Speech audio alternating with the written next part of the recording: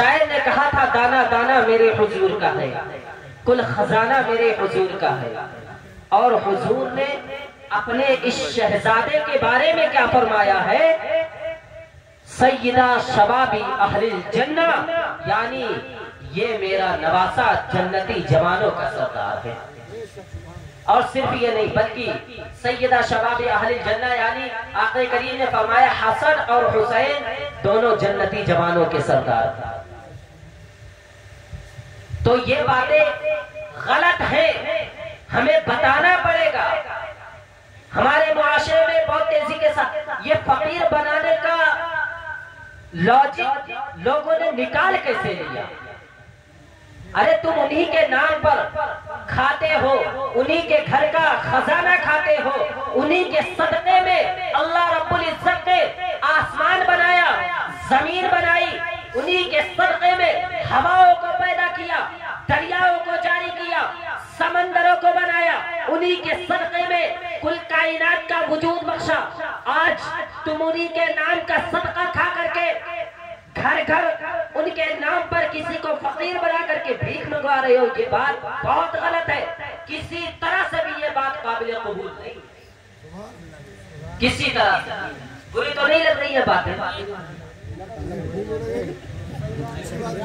لیکن یہ اصلاح کی باتیں.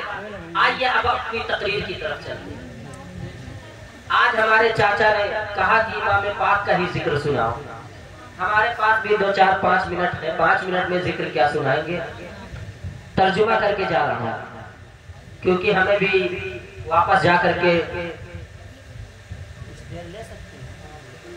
کتنی دیر تک بول سکتے ہیں؟ نہیں آپ لوگ بتاؤ کب تک سن سکتے؟ 4 بجے.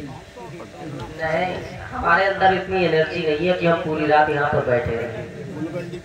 درود پاک پڑھے اللہم صلی علی حبیبنا مولانا محمد وبارک وسلم صلاۃ و سلام علیک یا رسول اللہ، صلاۃ و سلام علیک یا حبیب اللہ، صلاۃ و سلام علیک یا نبی اللہ صلی اللہ تعالی علیہ وسلم. اللہ تبارک و تعالی قرآن مجید میں ارشاد فرماتا ہے قل لا اسألکم علیہ اجرا الا المودۃ فی القربى. اے محبوب تم فرما دو اپنے ماننے والوں سے، اے محبوب تم فرما دو اپنے چاہنے والوں سے، اے محبوب اپنے غلاموں سے فرما دو، اے محبوب اپنے امتیوں سے فرما دو. اللہ رب العزت ارشاد فرماتا ہے محبوب تم فرما دو اپنے ماننے والوں سے کہ اے میرے چاہنے والوں تمہیں میرے صدقے میں جان ملا، تمہیں میرے صدقے میں قرآن ملا، تمہیں میرے صدقے میں عرفان ملا، تمہیں میرے صدقے میں رمضان ملا، یہاں تک کہ تمہیں میرے صدقے میں رحمان ملا ہے. لیکن اے محبوب تم اپنے امتیوں سے فرما دو کہ تمہیں میرے صدقے میں سب کچھ ملا ہے، لیکن اس پر میں تم سے کوئی اجرت طلب نہیں کرتا ہوں. اگر میں تم سے کچھ مانگتا ہوں تو اپنے قرابت کی محبت مانگتا ہوں. اگر تم سے میں کچھ مانگتا ہوں تو اپنے اہل بیت کی محبت مانگتا ہوں. اب اہل بیت کون سے لوگ؟ اہل بیت حضور کی بیویاں، حضور کی بیٹیاں اور حضور کے رشتہ دار گھر والے سب کے سب اہل بیت میں شمار ہوتے ہیں. لیکن خصوصیت کے ساتھ جن کا ذکر اہل بیت میں آتا ہے وہ حضرت مولا علی شیر خدا، حضرت خاتون جنت فاطمہ الزہرا، حضرت امام حسن مجتبی، حضرت امام حسین شہید کربلا. ان کو اہل بیت میں سے کہا جاتا ہے.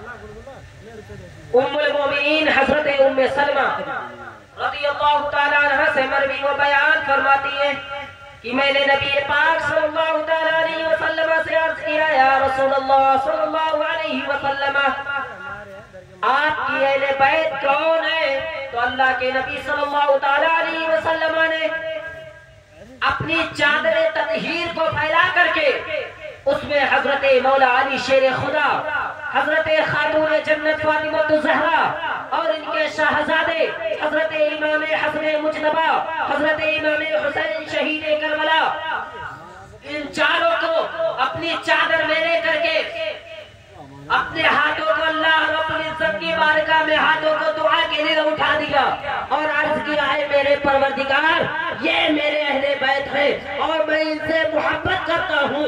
اے میرے پروردگار تو بھی ان سے محبت اور ہر اس شخص سے محبت فرما جو ان سے محبت فرمائے، ہر اس شخص سے محبت فرما جو ان سے محبت فرمائے۔ حضرات، اہل بیت سے محبت، لیکن کچھ لوگ ہیں ان حدیثوں کو موضوع بنا کر کے صحابہ کرام پر تانا زنی کرنے لگے۔ بات سمجھ میں آ رہی ہے؟ کئی سر کے اوپر تو نہیں نکل رہی ہے میری بات، نہیں میں زیادہ سخت تقریر تو نہیں بول رہا، سمجھ میں آ رہی تو بتاؤ، ورنہ اور بھی سمجھ میں آ رہی ہے نا؟ بس سمجھ میں آنا چاہیے۔ آرام سے آپ سے باتیں کر کے جاؤں گا، تقریر کے جوہر کہیں اور دکھا دوں گا، آرام سے باتیں کر کے جاؤں، لیکن سمجھ جہاں پہ کہو کہ مجھے یہ بات سمجھ میں نہ آئی ہو آپ کے، فوراً آپ مجھ سے کہو میرے یہ بات سمجھ میں نہیں، آپ دوبارہ سمجھا دیں انشاءاللہ، دوبارہ سمجھ کے۔ اگر محفل میں بیٹھے ہو تو کچھ یہاں سے سیکھ کر کے اٹھو۔ جلسوں کا مطلب کیا ہوتا ہے؟ پہلے جب ہمارے علماء کرام نے جلسوں کا یہ آغاز کیا تھا، یعنی جلسے شروع کیے تھے، تو ہمارے اولیاء کرام کا مقصد یہ تھا کہ ہم گھر گھر جا کر کے لوگوں کو علم دین تو نہیں سکھا سکتے ہیں، اس لیے جلسوں کی شکل کی ایک محفل کو رچاؤ اور وہاں پر علماء کرام حاضر ہو کر کے وہاں پر لوگوں کو جمع کر کے ایک ہی مجلس میں سامعین کو کئی مسائل سکھا دیا کرتے تھے، اور اسی طریقے سے 1-2 سال کے اندر وہ سامعین جو جلسوں میں آ کر کے جلسے سنا کرتے تھے وہ اپنے وقت کے بہت بڑے عالم دین ہو جایا کرتے تھے، اپنے وقت کے بہت بڑے عالم دین ہو جایا کرتے تھے۔ لہٰذا جلسوں میں آیا کرو تو ذہن کو ایک دم صاف اور ستھرا، دنیا سے ایک دم الگ ہو کر کے جلسوں میں ادب کے ساتھ بیٹھا کرو۔ یہ ادب کی محفل ہے، ادب کی محفل ہے، یہ محفل ذکر امام حسین کی محفل ہے، تو ایسی محفل میں اللہ کے فرشتوں کا نزول ہوتا ہے اور صاحب میلاد خود اس میں تشریف لایا کرتے ہیں، تو ادب و احترام کے ساتھ بیٹھو، اس لیے کہ کربلا کا تاجدار ضرور تشریف لایا ہوگا، کیونکہ جس کی محفل ہوا کرتی ہے وہ اپنے غلاموں کی زبان سے اپنا ذکر سننے اپنی محفلوں میں آیا کرتے ہیں۔ اسی لیے جب محفلوں میں بیٹھا جاتا ہے تو طریقہ بتایا گیا ادب کے ساتھ، منہ میں کوئی پان، گٹکا، تمباکو، سگریٹ، بیڑی ان سب سے دور ہو کر کے ایک دم ایک دوسرے کی چغلخوری یا بیان کرنے والی ان سب باتوں سے دور ہو کر، اور اگر کسی سے تقریر سن بھی رہے ہو، اگر کسی کو بلایا بھی ہے تو اس کی باتوں کو غور سے سننا چاہیے، تاکہ کچھ ہو سکتا ہے آپ کو ساری بات سمجھ میں نہ آئے، لیکن ہو سکتا ہے کچھ ایسی بات سمجھ میں آ جائے جو آپ کی زندگی میں آپ کی دنیا اور آخرت دونوں کو کامیاب کرنے کے لیے وہ بات کافی ہوگی۔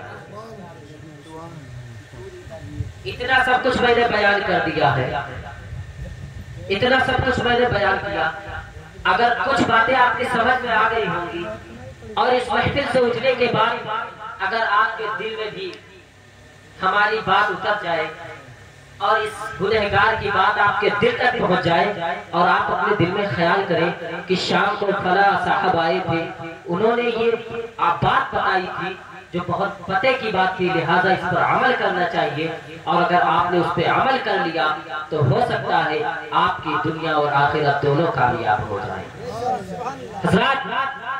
حضرت شیخ سعدی شیرازی رحمت اللہ تعالی علیہ ارشاد فرماتے ہیں کہ جب کوئی نصیحت کی بات تمہارے سامنے کوئی نصیحت کی بات آ جائے تو تم اس بات کی گہرائی تک جاؤ، یہ مت دیکھو کہ کہنے والا کون ہے، بلکہ یہ بات دیکھو کہ کہہ رہا ہے وہ بات کیسی ہے۔ اگر وہ بات تمہیں اللہ اور اس کے رسول سے قریب کر رہی ہے، اللہ اور اس کے رسول سے وہ بات تمہیں قریب کر رہی ہے